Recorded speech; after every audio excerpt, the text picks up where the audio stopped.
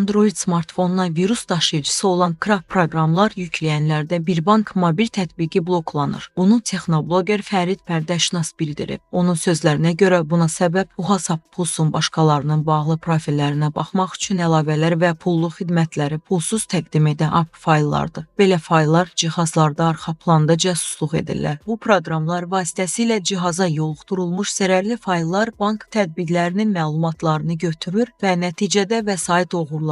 Ona görə də smartfonuna bu kimi tətbiqləri yükləyənlərin Birbank hesabı onların bank hesablarının qorunması məqsədi ilə bloklanır. Mütəxəssis vətəndaşları bu mövzuda məsuliyyətli davranmağa və Android ekosisteminə kənar tətbiqləri yükləməkdən çəkinməyə çağırıb. Bu onları birbaşa təhlükəyə atır. Xüsusilə də evdə uşaqların crack oyunlar yüklədiyi çox sayda cihaz var. Diqqətli olaq ki, hesablarımızda olan vəsaitləri qurban verməyək. Bu çox ciddi və yaygın məsələdir.